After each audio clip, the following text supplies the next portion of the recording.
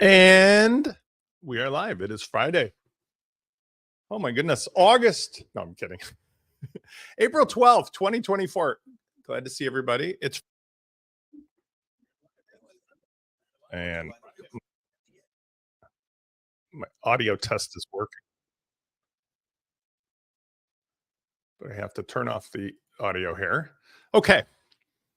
Let's get everything going. Let's make sure that I'm still continuing to be live, that I didn't just turn off my video. There we go. I've got the echoes gone. We're proven. Today's going to be a little bit more of an interesting, I'm trying something new here. Not really new, but I decided to make the topic something unusual. And let me actually put up on the screen here, because that way we can refer to it. I am actually going to share a few things on the screen as well while the rest of you guys pile in. I found that the questions this week and the things that people have been asking me have been related, and I think logically so, to how do they run their business? What are they going to do with their business? Not so much the mechanics. The mechanics of the things that I offer have become very clear, which I'm very grateful for. But at the same time, let me just present the screen here. What do you do next? And I think that this gets maybe a little philosophical, which is nice, but let me pop this up here. Hold on. Ta-da. Okay, I think this is going to give me what I need. Hello, Chris. And here is today's topic. And I've got, just to put us in context, there we go. Okay, so the reason I did this topic is I have a couple of people that I have read for a long time and listened to. And one of them is a very unusual dude named Derek Sivers. And Derek Sivers was known years ago for CD Baby, which put yourself in the context of an old geezer like me who's been around since the internet was created. That I used to remember when things that seem today to be like ridiculously simple were hard. For example, when I went to college, we had LPs. Those are pieces of vinyl that spun around with a thing that scratched them, and like Alexander Graham Bell made a noise through an electronic megaphone. Those were replaced by this really amazing thing. And I remember the year. It was 1986 when I saw the first CD player, and it was listening to Elton John, Goodbye Yellow Brick Road. Mind-blowing. But at that time, the distribution model of music for smaller bands and indie bands and stuff was still really unproven. And there was this guy, Derek Sivers, on the West Coast, who came up with an idea, which metaphorically, I'm going to tie together with this laugh at life, was very different at the time, because he realized the technology wasn't there for distributing. He realized it was very difficult for indie artists. He realized that this CD thing was going to blow up, but it was like just telegram level of rudimentary at the time.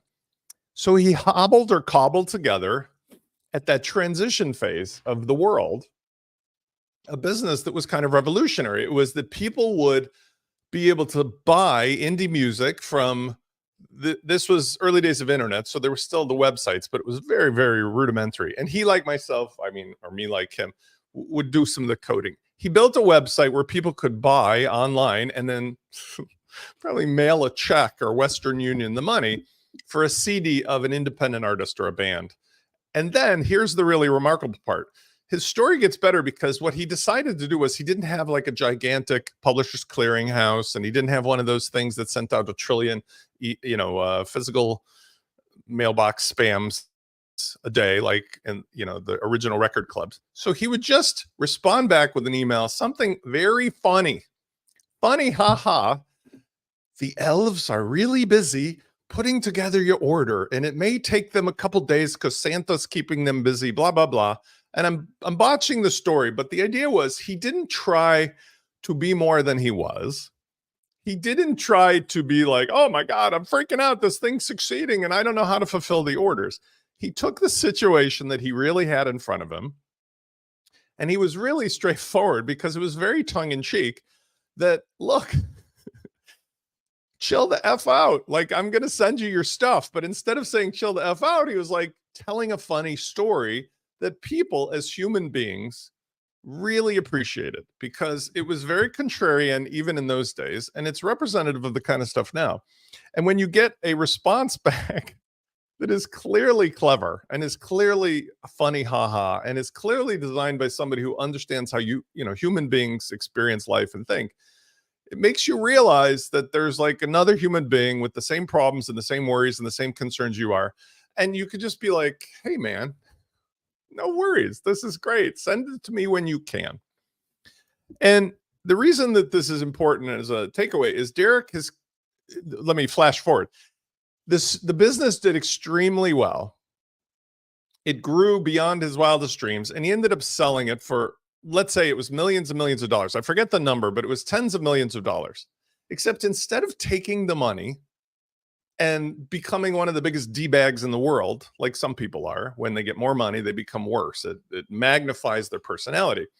He took the same I love this guy. He's so quirky, so oddball that he's enviably emulatable. That was two really expensive words. I got to go pay the bank for those words. But he's somebody that is so quirky. You're like, how come I can't be that quirky? Or I wish I was that quirky. So he continues to write at, I think, hold on. I think it's at Siver. Yeah, it's at Sivers. Oh gosh, Siver. There it is. Siv, SIVE.RS. Like, this is his website in 2024. I wish Foreman, A-N. I don't know if there's an A-N. I should get FORM.AN, but I have spencerforeman.com. That's going to have to do, or whatever else. Nevertheless, you can kind of see, this is his website. Hilarious, right?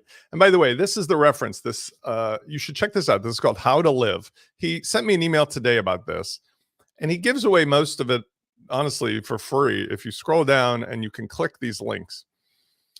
And I saw this one here, Laugh at Life. This is what inspired today's topic because I remember him so well, and he's become a big part of everything that I do, everything that I teach, that I really wanted to make it a part of today's topic because so many people have been saying to me, so, Spence, look, for years, I've been a fan, a follower, or I just met you. And where have you been in my life? Because you've helped me solve these problems. But, sorry, let me finish the Derek Sivers story. So Derek, instead of becoming a D-bag and taking the money, he took most of the money and he published this. It's in his website. You can read about this. He put almost all of it into this non-revocable trust that gives him a lifestyle amount of money every year. So he'll never have to worry about, I don't know, like food, healthcare, the basics. He was late to getting married, unlike some of us.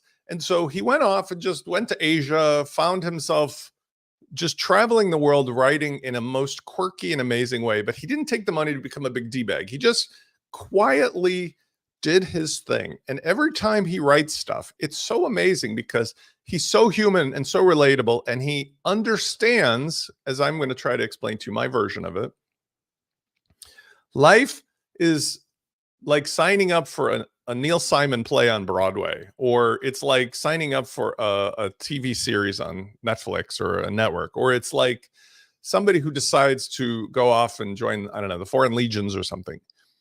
I believe we're all spiritual beings having a human existence. And by the way, shout out to some of my favorite peeps in the world. I'm wearing the shirt from, I'm 100% sure. This is from Chris Badgett and Will and the whole team, the Colemans and Kurt over at Lifter LMS. Be excellent to each other. I feel like we're all essentially actors in our own dramas here on this planet at this time. And it's so easy for us to get caught up. Oh, that's interesting. Say which thing, Jeff, because that's awesome. I like that comment. I haven't heard of Neville Goddard. Send us a link. I'll share that too. We so much get caught up in the day-to-day of our work life, our family life, our health, our drama.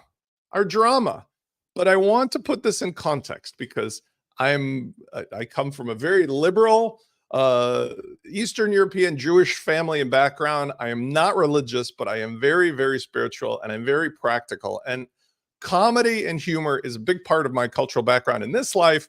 And I feel like it's been a big part of what I do entrepreneurially, because if you cannot laugh at yourself, if you cannot laugh at your circumstances, if you cannot picture yourself in a drama of your own making, then you're going to have a boring life. You're going to struggle because just imagine, for example, that you've signed up to do 14 months on Broadway in some play. Every single day, you got to say the same lines to the same people across the stage. You're going to go out of your mind if you take it too seriously. You have to find ways, like the outtakes of TV shows or like the outtakes of movies, to have fun with the people you're interacting with by understanding. You signed up for this drama. It would be a horrible show if the show's entire premise, instead of the hero's journey, was you're born, everything's awesome. You grow up perfect. Everybody loves you. You never struggle. Your parents are there. Nobody dies. Nobody has hurt. Nobody has pain. Nothing is horrible. You live this incredible life, marry your sweetheart, have a billion kids. Everything is awesome all the time. The end. You die peacefully in your sleep at 110. Who the heck is going to pay to go see? Oh, exactly. Thank you, Jeff. That is awesome. And I do feel like that's where we're at.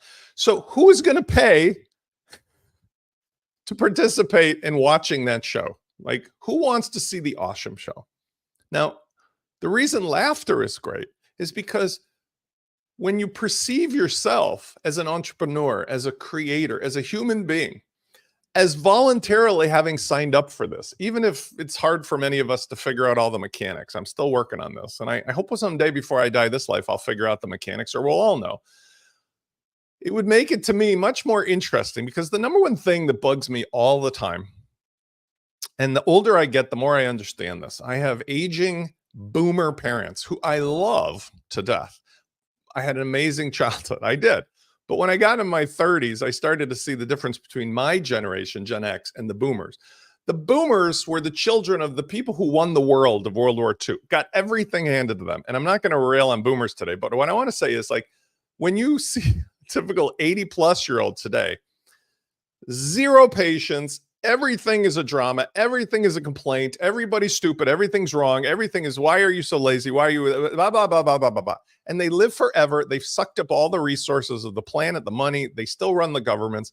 And the rest of us, the Gen Xers, are stuck in the middle to fix it. Because we grew up in the, hey, man, it's your problem, fix it yourself, because our parents were out partying and doing their thing.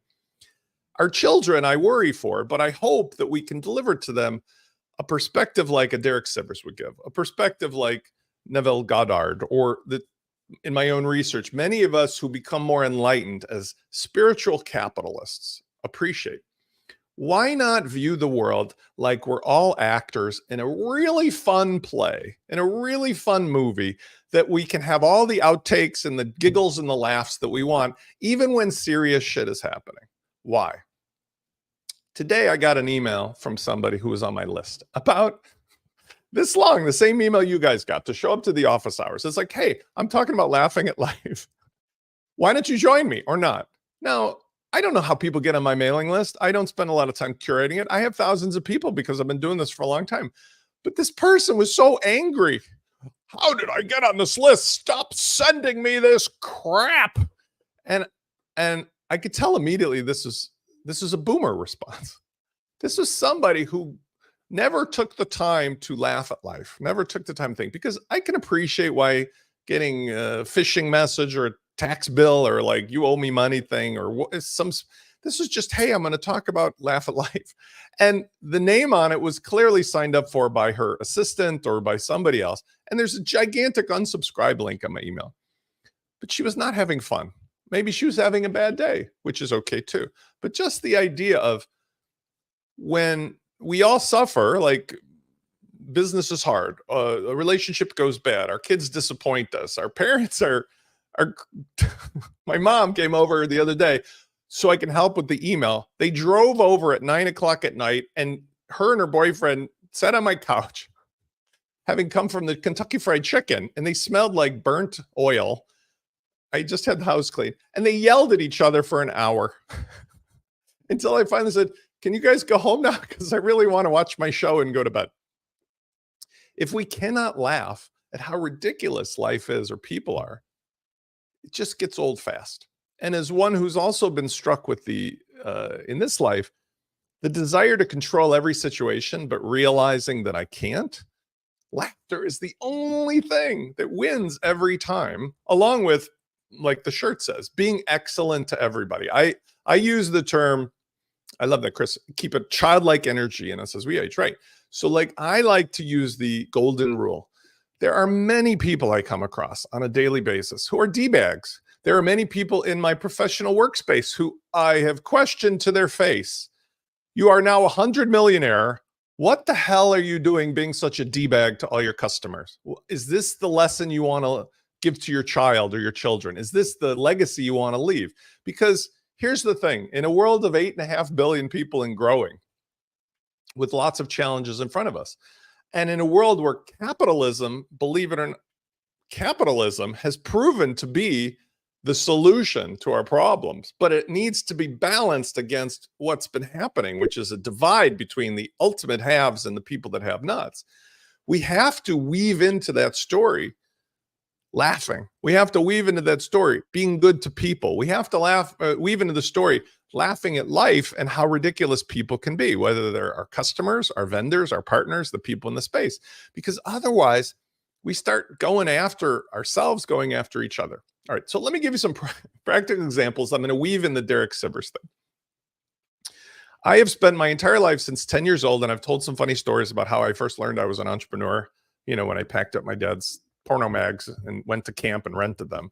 But throughout my entire business life, I've always looked for pain that other people had that essentially were pains that I had. And the reason was because, as I've explained to you guys and tried to teach you, those are the things that I could spend every waking moment working on. So in relation to like laughing at life and stuff going on, one of the things that's important is recognizing it's okay to look at how ridiculous your circumstances may have become versus what they were. For example, when I was in my first third of life, I got very lucky and I went from entrepreneurial thing to thing, and I stumbled upon, I don't know if I ever told the story, but how I made my first millions was accidental.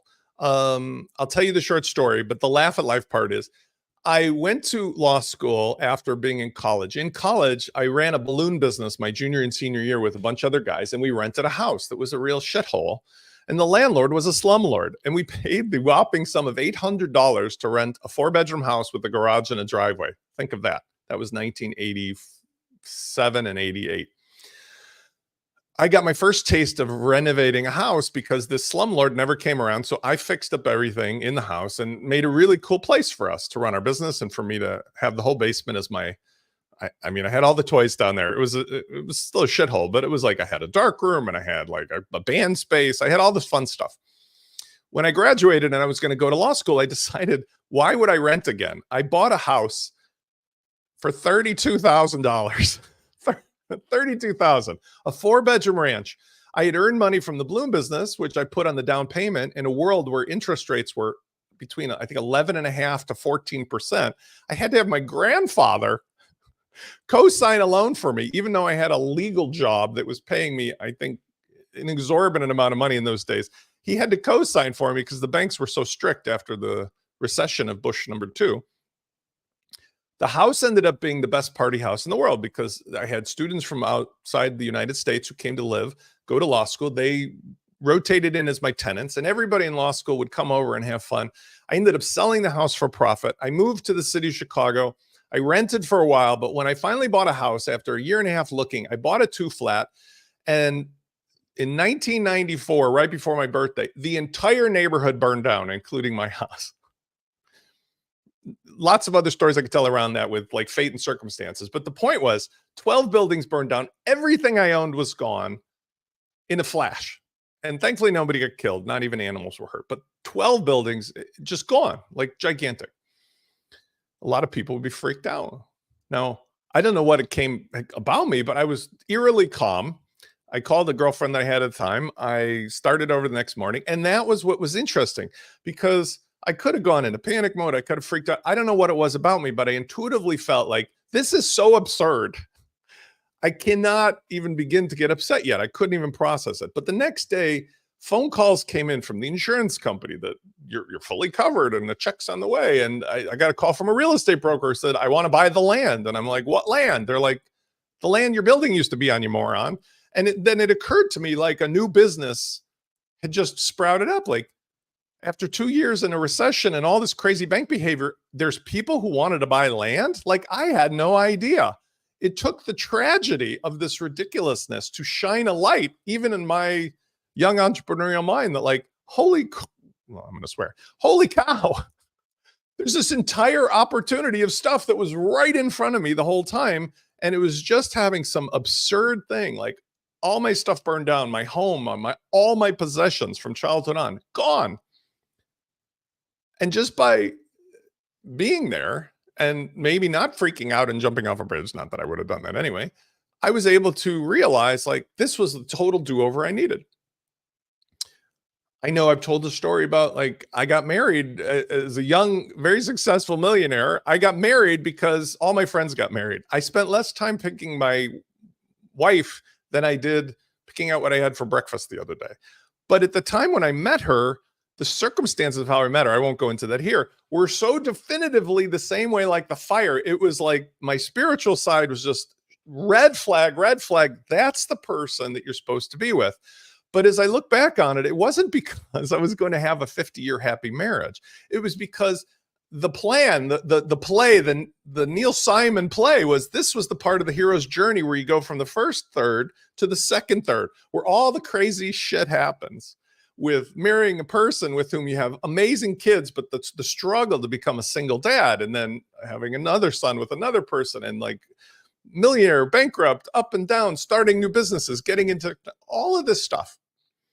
Someday, maybe I will make a play about it. But the point I'm saying is that at every step of the way, I had two things that stuck with me. Number one, the tenacity as an entrepreneur, which again, I cannot teach you, but I can say you either know you have it or not, to find pain where it exists in your own life and in others, and just keep grinding away at it. Every day reinventing yourself, every day absorbing what's happening. But number two, the thing for today is having that bigger perspective. Give yourself the benefit of the doubt. You do not have to get in your head and go, oh. Do that for an hour. I cry, or not so much today. I cry once a week over the last 10 months because I've been in pain for 349 days and counting. But it's lately, since my third surgery, been getting better. You might notice that in my whole energy and my vibe. But I think it's okay to cry because like that energy, that negative energy builds up and you have to release it somehow. But you know what also helps? When I laugh, when I have a great time with you guys in private conversation, when I go with my friends, when I play in the band, when I watch funny shows, when I just look at the absurdity of it and I write it in my journal. Because every single step of the way in my life, and I can talk about many other examples, have always been these weird, like, I didn't realize the bad thing was going to be the best thing that ever happened. And had I known that I was playing that actor in the play, or now I believe it more, but like if I had known at the time, I would have like revved up my performance a little bit. Because sometimes when you're like the actor who's like staring into the, I don't know, the eye of the hurricane, or you're driving the car towards the tornado, or there's the dragon that's going to eat you, you got to run right at it and go, let's do this, right? Like some action movie with the explosions behind you. And so let me relate it, bring it back down to earth on a daily basis. I'm going to use some examples of what's happening here, what's happening with you, what's happening in general. When I started my first membership club, it was another example of this, by the way. Here's a good one, because I have so many of these stories. When I moved from the SaaS world of freemium on Ning, where we had that great success, and then was hired by a company in England who was like, paid me an enormous hundreds of thousands of dollars for my partner and I to go out there and fly first class to just like show them what to do. When I came over to WordPress, it was like, what the hell am I going to do? But one of the things that came from that was that I found some other people, including this guy, Dinas Graveris, who had this first web designer in the days when everybody did advertisements to make money on a website. And there was this entire community of designers that knew nothing of WordPress or how to make money to solve the pain of people who need business ideas. And like the things I just told you about, like a light bulb went off in my head. It was like, God, I mean, it's like I'm at start over again. At that point, I had 2 kids that were older and a youngest newborn, and 3 kids. I'm sole custody. I'm taking care of all these things. All this weird stuff is going south I mean, south all at once. And all of a sudden, I'm like, huh, this guy's got like 3 million people a month coming to his website who want to learn how to make stuff, but have no idea what to do to sell stuff. And that's how the 1WDTV, the community was built. But at the time that we did that, things were very, very different. It was like a membership community. You come in and you learn how to chop down trees and make websites because, again, at the time, that's what was necessary. But the point of the story was another example is when you are in a world that's ever changing, what's the one common thing that will never change? I say this over and over again. Somebody beat me to it if you get it. Human relationships. The other people are in the same play on the same Neil Simon stage as you. They're just looking for the same thing you are. So finding other people who are your prospective customers, who are other partners, people who are competitors, people who are otherwise going to be the person who gets out of the car at the stoplight and starts banging on your window and stuff. You can diffuse the situation by approaching them with laughter, laughing at life, laughing at the situation, not laughing at them like sticking your thumb in the eye, but rather going like, isn't it absurd that you've got 3.5 million visitors and you don't sell anything there to these people? And isn't it absurd that that's what I do best? Maybe we should partner together. Or maybe you start to work with some of your customers and they start asking you about something unrelated to what it is that you thought you were supposed to be selling them. And instead of being like, why are you annoying me? Why are you telling me this? Why are you asking for stuff I don't want to do? Ask yourself, maybe they're right. Maybe this is a pivoting moment. If you've got people around you who are doing crazy stuff, maybe that's the foil you need, like the villain who twists the mustache. You know, there used to be a cartoon on with like, it was Bullwinkle and Rocky, and there was the evil villain with the top hat, and he used to tie the damsel in distress down to the train tracks, and they would rescue. Maybe that person is the foil you need. Like I can tell you my stories to demonstrate how people should not act so that you can act differently, because you get to write your script. You get to be in a comedy, or you get to be in a drama. You get to be in a soap opera, or you get to be into something that's like a made-for-TV feel-good movie, after-school special. How does this relate in terms of like practical stuff? Well, let me tell you what's working, and let me tell you where this is all going, because I think for a lot of you, you've demonstrated to me that you like me in a brand way, like Derek Sivers is somebody I love. I mean, I could listen to Derek Sivers all day long. I don't read him every moment, but like he never tells me anything I don't want to hear. Jason Fried, who's a Chicago guy, used to be in my neighborhood, very similar. I can just read his stuff all day long. I don't agree with he seems a little more serious than me. Maybe he laughs, but like, he's not like laughing at life. I like to look at the ridiculousness of this. So here's what's been working, and here's where things are going. Number one, in the third week of May, this partnership I've been alluding to is going to become official, where I am going to be in a joint venture with some of the largest players in the space to achieve what I've been dreaming about and talking about for a year and a half, which is I believe the WordPress space has all the raw materials to be awesome, but it has, let's say, 44% of the internet using it in a way that feels really unawesome to a lot of people. So for the people in the WordPress space, as well as for those who could not care less about WordPress, but understand that there's a lot of really good parts there, this partnership is going to allow me to be, I think, on a bit of a pedestal and contrarian to offer these 3 things or 4 things that are all essentially solutions with a laugh at life mindset to the pains that most people have in a world where AI is incredible. I use it every day. I can talk about it, but is threatening the way that we do things if you are head in the sand. In a world where companies, corporations are becoming very aggressive in the way they treat human beings and not being excellent to their customers. Okay. And finally, in a world where I don't know if you guys watch sci-fi, but I've been watching this amazing Netflix show, The 3 Body Problem. I got hooked into it. The premise being that there's an alien species that has 3 suns that keep whipping the planet around. And instead of having this continuous ability to improve without destruction, they're really far ahead of us in time, but they can't get ahead of us because they just keep getting everything reset. And they're, it's not a comedy. But the idea is the same here. It's like in a world we're living in now here on Earth, where everything is changing like minute to minute. Why hang your hat on the things you can't control? Why be upset that the house burned down? Why be upset that you ended up being a single parent? Why be upset that your back got out? All these things that I worry about, and I realized I shouldn't. Why worry about the fact that you have a limited set of time, limited set of skills? You grew up in a certain era, you have a certain amount of knowledge. Why worry about that? Instead, pretend you're in the play, you can rewrite the script, and the one thing that you can do is make relationships with people by finding the things that are interesting about their pains and problems and making it easier. Okay, so being able to solve that problem on a global scale for me is really exciting because I grew up in the era where Bill Gates had Windows, and Windows 95 came out. And if you can imagine time machine to 1995, where Spencer Foreman has a chance, where Windows 95 is 43% of the desktop. He has a chance to interact with some of the other players in the space to offer a better way to do Windows that's got a human side to it. It's got a personal relationship side to it. It's got a simplicity to it, like Derek Sivers. We don't need a screen full of 9,000 ads and screaming for attention, random stuff, or people acting badly to lock you into memberships and stuff.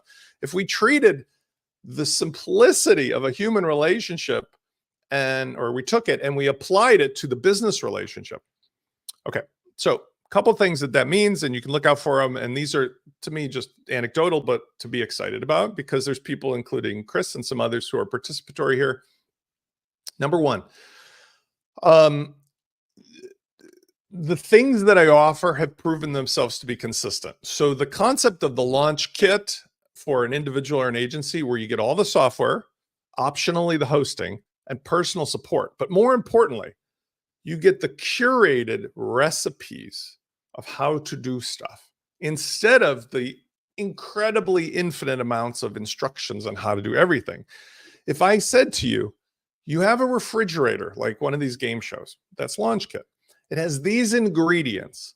You can pick anything on the menu because it can be made from what's in the fridge. That's the Launch Kit. That's the curated concept. And the idea is that I can also deliver in this new version, not only just the 4 steps to getting that outcome you need for how to onboard a prospect and sell them something and send them an email, but I can also deliver the ready to go setup in the form of a package that can be installed or removed, can be added to, removed, customized. It can build a marketplace around your skills, your capabilities to take that starting point and build something that you sell or something that you contribute, because we're all going to be using the same, like the game show, the same recipes that are in the the same ingredients that are in the fridge. Second of all, the way that that's delivered, I have found that there has been a great reception to the hosted solution that I offer. It's just $10 out of my pocket, out of the 97, along with the benefit of the support. But if you took the software and you added the hosted site and the support, you go from $47 a month for all the software and the packages and stuff. You go to like, it's ready to go, and you've got an environment that's like instantly accessible. Now, even though you can use the packages on your own hosting, most of my customers have actually gone to that $97. It's been the sweet spot because it eliminates thousands of dollars of costs. It eliminates all the pain, all the complication. And by being on that system, like I've got the fridge of stuff, I've got your hosted environment, I've got the starter, I just get going with the business. There are a few people, not as many, but I like that that's demonstrated, who've gone to an agency level. They've said, I have unlimited customers and I just want to pay the $297 to have the main thing with all the software, and I can use it with as many people as I want, and you'll support me on that. But ironically, a lot of you have actually gone the other way. You've taken the individual site and then just done the $60 hosted for each extra client, where I give you a discount. So it's like the client's independently hosted, but on my setup, but you get it as a wholesale, like a third off. All of those things have worked out. But the thing that was really difficult, because I did the CD baby starting point, was I was trying to figure out, like, where do you guys get stuck? Where do you guys love it? Where do you guys, and because I was doing that, I was manually onboarding everybody into their hosting or manually onboarding, installing the software. This new version that's coming out that will be released to you as you're grandfathered in, no matter what, as launch kit, will have a rebrand. I'm not sure of the name yet, but the name is probably going to have something to do with Spence. Maybe, maybe not. Why? Because when it comes down to it, there's some other things that people have asked for, and I think they'll be really valuable.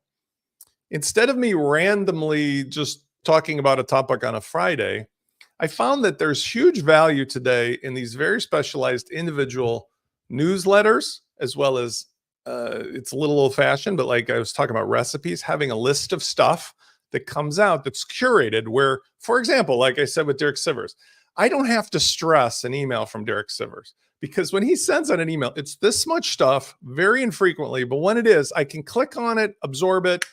I'm satisfied immediately without the stress, because I can always go farther on my own.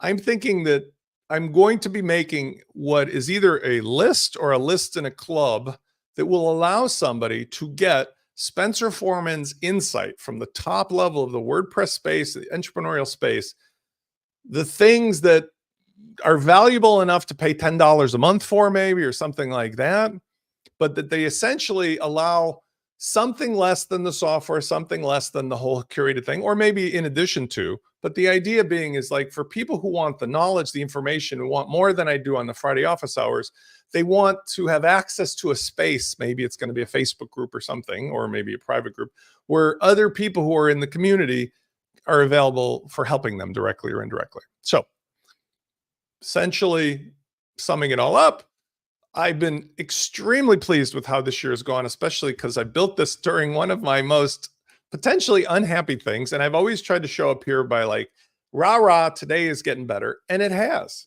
I mean, keep grinding away, keep doing it, laugh at the absurdity of it. But in doing so, it's allowed me to achieve what I think is going to be really instrumental for many of you: the ability to give you for free, maybe in a private newsletter or club, for a stream of stuff that's useful to your business, to your mindset, to things that I feel like it's Spence. It's my unique Derek Sivers slash whatever view of the world is valuable in a world of infinite knowledge, because anybody can find anything, but nobody has the time. You'd rather ask somebody you trust.